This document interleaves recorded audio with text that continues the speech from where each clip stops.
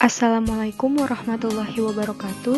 Nama saya Alivia Putri Sahara dari kelas 10 IPS 1. Di sini saya akan menjelaskan tentang hidrosfer yang mencakup pengertian hidrosfer, macam-macam siklus hidrologi, dan unsur-unsur hidrologi. Yang pertama, pengertian hidrosfer. Hidrosfer adalah lapisan air yang ada di permukaan bumi, baik yang berbentuk cair, padat, maupun berbentuk gas. Adapun siklus hidrologi adalah proses sirkulasi air yang dimulai dari tubuh air ke atmosfer, kemudian ke tanah, dan kembali lagi berulang. Yang kedua, macam-macam siklus hidrologi. Siklus hidrologi terbagi menjadi 3, yaitu siklus pendek, siklus sedang, dan siklus panjang.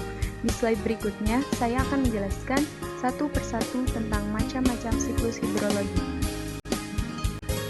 Yang pertama, siklus pendek. Siklus hidrologi jangka pendek dimulai dari pemanasan air laut oleh sinar matahari yang kemudian berlanjut dengan terjadinya penguapan di atas permukaan laut atau evaporasi.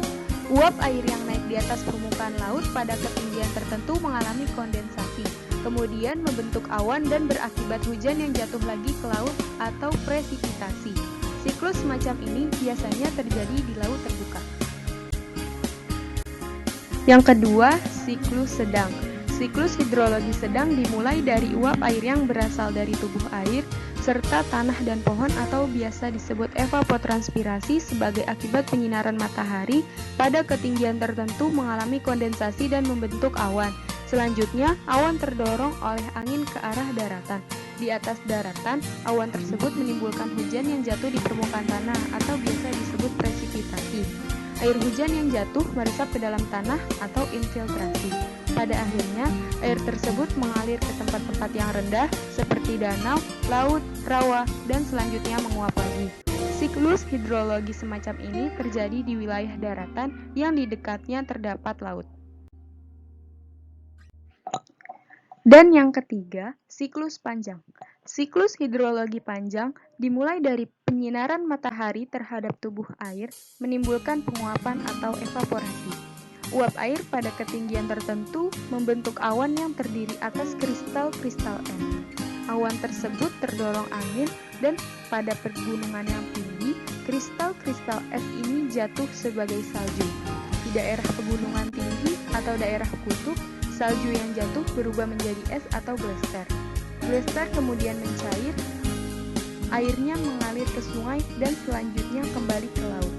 Siklus hidrologi semacam ini biasanya terjadi di wilayah kutub, daerah yang beriklim sedang, dan daerah pegunungan yang bersalju. Yang ketiga, ada unsur-unsur hidrologi. Unsur-unsur hidrologi terbagi menjadi 7, yaitu sebagai berikut. Yang pertama, evaporasi. Evaporasi adalah peristiwa berubahnya air menjadi uap dan bergerak dari permukaan tanah serta dari permukaan air ke udara. Yang kedua, transpirasi. Transpirasi adalah penguapan air melalui daun tumbuh-tumbuhan. Yang ketiga, ada evapotranspirasi. Evapotranspirasi adalah gabungan penguapan melalui tubuh air dan tanaman. Yang keempat, ada kondensasi. Kondensasi adalah proses berubahnya uap air menjadi titik air hujan yang disebabkan terjadinya pendinginan di atmosfer. Yang kelima, ada presipitasi. Presipitasi adalah segala sesuatu yang berbentuk cair yang berasal dari atmosfer kemudian tercurah ke permukaan bumi. Yang keenam, ada runoff. Runoff atau aliran permukaan adalah pergerakan air di permukaan tanah sebagai akibat adanya presipitasi. Yang terakhir, yang ketujuh, adalah infiltrasi. Infiltrasi adalah air presipitasi yang jatuh ke permukaan bumi lalu meresap ke dalam tanah. Air tersebut kemudian menjadi air tanah.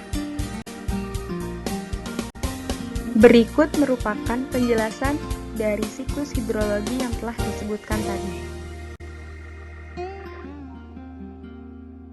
Sekian penjelasan dari saya, kurang lebihnya mohon maaf. Wassalamualaikum warahmatullahi wabarakatuh.